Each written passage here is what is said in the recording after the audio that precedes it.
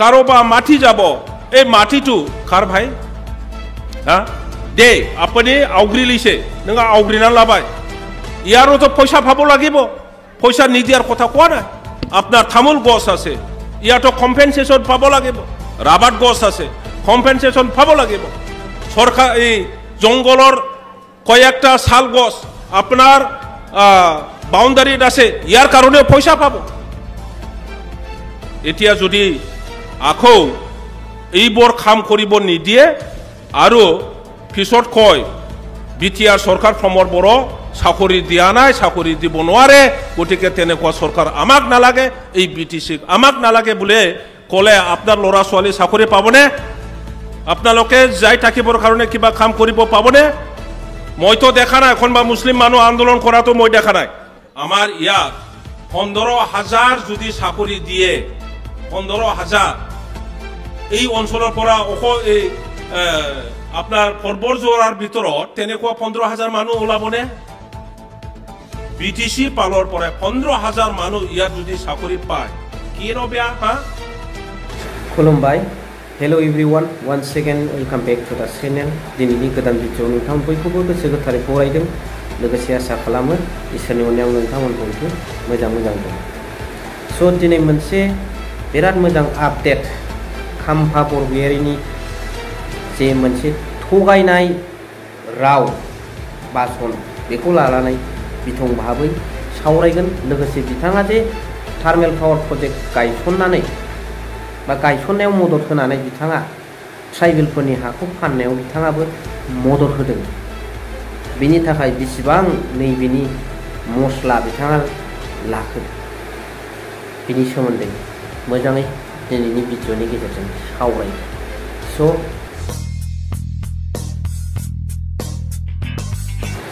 खुलुमबाय मानगोनां खाम्फा बरगयारि बिथाङा परबतजरा ओनसोलाव थानाय बा बिटिसि ओनसोलाव थानाय साफ्रोमबो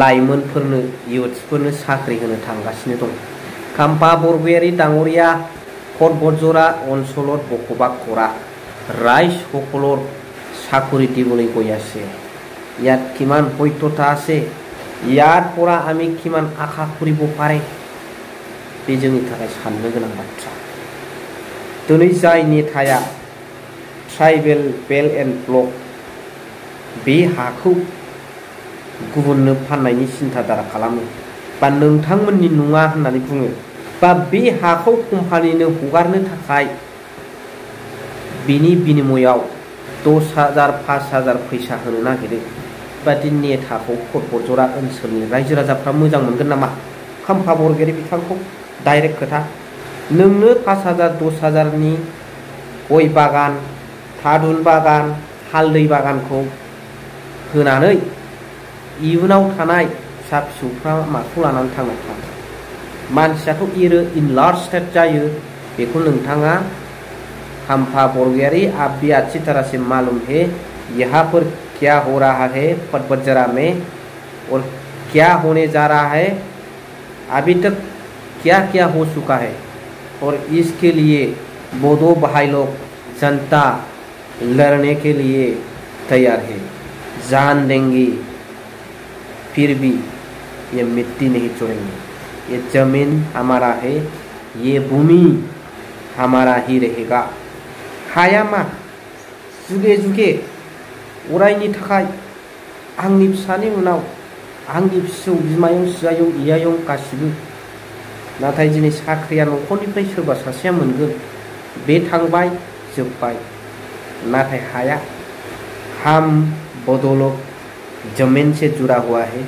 एग्रीकल्चर से जुड़ा हुआ है एक फैमिली से एक ही आदमी नौकरी मिलेगा ये जाने के बाद ये नौकरी हमारी फैमिली से मिलेगा या नहीं इसको कोई गारंटी दे नहीं सकता और ले नहीं सकता इसीलिए ये जमीन हमारा है और हमारे जाने के बाद न्यू जेनरेशन भी यहाँ पर रहेगा खेती करेगा खुश करेगा उन्नति करेगा तरक्की करेगा ये आपको अच्छी तरह मालूम होना चाहिए खाम्फा बरगयारि साहब गौतम अदानी के अंदर में जो थर्मल पावर प्रोजेक्ट और इसको जगह देने वाला जो बीटीआर सरकार, एनओसी देने वाला जो प्रमोद बड़ो सर, आपको भी मालूम होना चाहिए ये ट्राइबल पैलेट ब्लॉक है और इसको बेचने का या लेने का अधिकार सिर्फ ट्राइबल लोगों की ही पास है। आप लोग जो कर रहा है और बीटीआर सरकार जो काम किया है और अभी जो कदम उठा रहा है ये बहुत गलत है। आने वाले पीढ़ी, न्यू जेनरेशन, इसके लिए आपको कभी माफ नहीं करेंगे। आप जहाँ भी जाओ, राजनीति की तरफ से या उन्नति की तरफ से आप लोग जो कदम उठा रहा है ये हमारे लिए, हमारे जनजाति को तो भाई लोगों के लिए अच्छे नहीं है। कुछ देर पहले प्रमोद बड़ो सर, आप जो एप्सू का प्रेसिडेंट था, उस समय क्या क्या बोला था, भूल गया क्या? आप भूल सकता है लेकिन आम जनता नहीं। बेखायनो दिनैनि न्यू जेनेरेशना बुंगोन, सानगोन आरो जायफोर बर्तमानाव सरकार सालायगासिनो आरो दैदेनगिरि जागासिनो दं बिथांमोना न्यू जेनेरेशनखौ फोरोंलांनांगौ। फोरोंलांनायनि दायथ'आ बिथांमोननाव। नाथाय दिनै गोरोन्थिनि उनाव गोरोन्थि, गोरोन्थिनि उनाव गोरोन्थि मावलांनायखौ रावबो सहायनानै थानाय नङा। बिनि अर्थ'आ बे नङा जे बुलायनांगौ। आयेननि गेजेरजों बा दायथ' लानायनि गेजेरजों बा बिरोधिता खालामनायनि गेजेरजों बेखौ होबथानो नाजागोन। बे बास्तब। दिनैनि तारिखआव खाम्फा बरगयारिया बिटिसिनि 10,000 जन सुबुंफोरखौ साख्रि होनो नागिरदों। बिराद मोजां मोजां खोथा बुंदों बिथाङा। बर' जाथिनि रिइउनिफिकेसननि खोथा सानदों। बिथाङानो बिटिसिनि चिफ जाथोंसै। बिथांनि गेजेरजोंल' जाथिया गाबथानो हाथोंसै।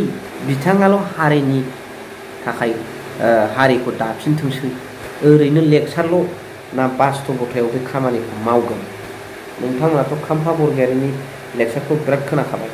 बास्तबतायाव बे खोथाया बेसेबां अजन दं रायजो राजाफ्रासो बेखौ सुगोन। मानोना बे डेम'क्रेसियाव रायजो राजाफ्रासो सेलेक्ट खालामो। डेम'क्रेसिखौ मा बुंदों? By the people, of the people, for the people. मा सानो रायजो राजाफोर कमेन्टनि गेजेरजों फोरमायहरबानो जाबाय। Thank you for वाचिं।